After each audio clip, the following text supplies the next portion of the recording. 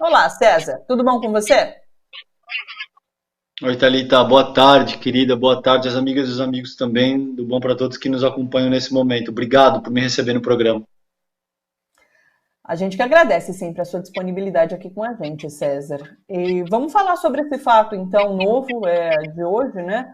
Que é o assassinato de um petista, de um apoiador de Lula, né, por um bolsonarista. Os detalhes, inclusive, desse crime que vem aparecendo agora são terríveis, né? Ele primeiro deu facadas nesse apoiador de Lula, depois ele pegou um machado na tentativa realmente ali de decapitar a vítima. Então, assim, é tudo muito sórdido. Ele chegou a filmar, ele tem imagens, né, do corpo, e isso já está em posse da polícia, essa informação vem do delegado, e é um caso que se soma ao assassinato do petista ali em Foz do Iguaçu, que a gente acompanhou, Marcelo Arruda, também muito de perto, né? Tem muita gente que insiste em falar sobre polarização nesse momento, é muito irresponsável falar sobre isso, porque a gente assiste, de fato, um grupo que tem matado, que tem acuado, intimidado uma outra parcela da sociedade por conta desses ideais fascistas, né? Mas há uma insistência em falar que essa polarização que tem causado esse tipo de crime. Então eu queria te ouvir sobre esse episódio, como que você está acompanhando essa violência agora.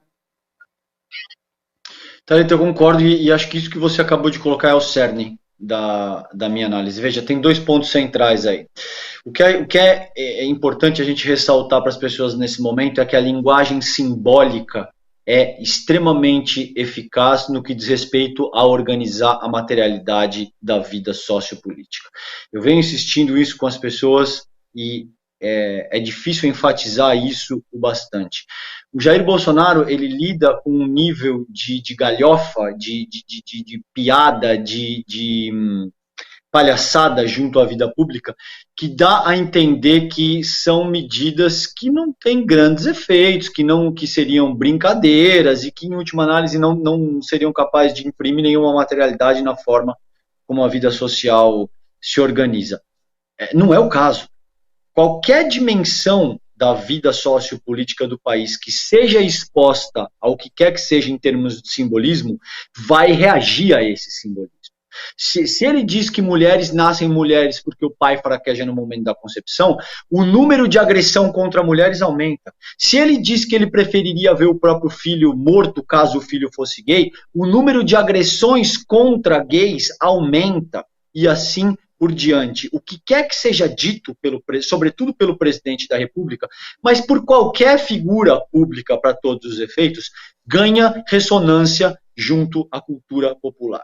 Esses casos que vêm acontecendo ao longo sobretudo das últimas semanas, não são por acaso. Eles respondem à linguagem da violência que o Jair Bolsonaro sempre usou para se articular. Como você muito bem colocou, a gente estava no bastidor aqui, tem o artigo do Sakamoto te dizendo que o Bolsonaro usou esse termo extirpar os opositores. Ele já usou o termo fuzilar a petralhada.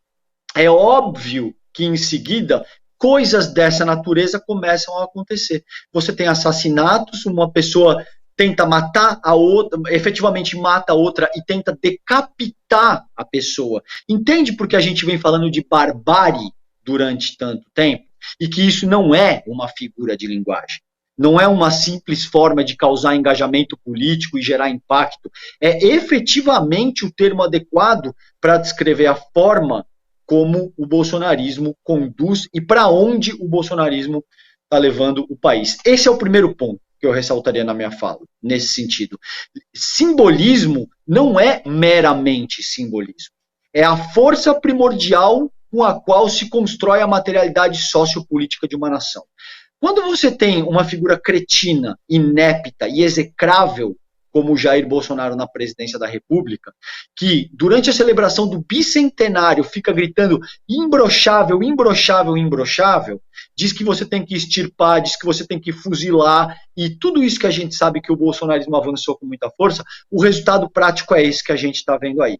Assassinatos, atentados, bombas na caravana do Lula, as pessoas usando drone para atacar comícios e falas do ex-presidente, enfim, todo tipo de agressão que, infelizmente, deve se agudizar ao longo dos próximas semanas e meses. Então, esse é o principal aspecto. O segundo remete à tua fala, que, na minha opinião, é o cerne da questão nesse momento.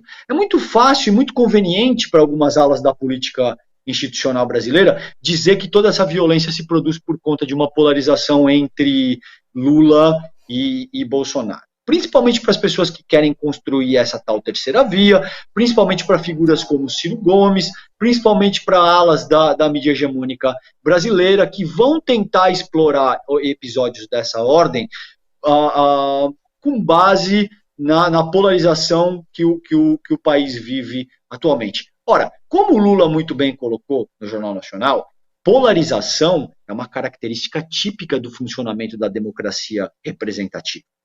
Ela existe em todos os países do mundo e sempre existiu no Brasil, inclusive.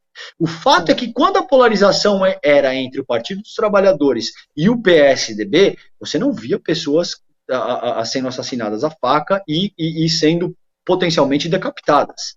Você não via esse nível de violência a qual o bolsonarismo submeteu o Brasil. Isso é muito claro.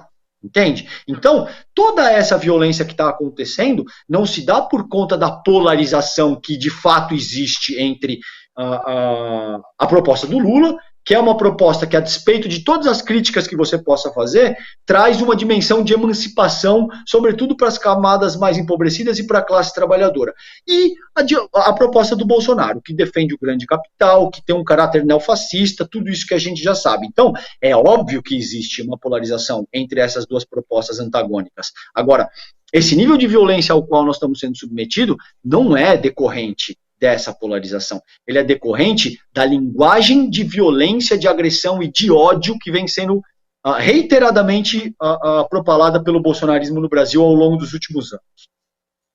Perfeito, acho tão importante essa análise que você traz para a gente, e de fato você cita, né, quando fala sobre polarização, você cita o candidato Ciro Gomes e representantes ali da mídia hegemônica, e de fato, né, então eu vejo nas redes muitas críticas a alguns jornalistas que insistem em usar esse termo, e o candidato Ciro Gomes se manifestou nesse sentido também, né, culpando a polarização. Outros candidatos, Simone Tebet, por exemplo, também se manifestou, mas pedindo que o presidente faça um chamamento à paz, né, de certa forma, o responsabilizando por um ato como esse, e a Lula ainda não se manifestou, a gente está no aguardo de uma manifestação, e claro, o Bolsonaro também não se manifestou, mas isso já é de esperar, como não se manifestou em outras ocasiões, e quando se manifestou foi pessimamente mal, numa tentativa, inclusive, de culpar a vítima, né, é sempre isso que a gente assiste nos pronunciamentos de Bolsonaro.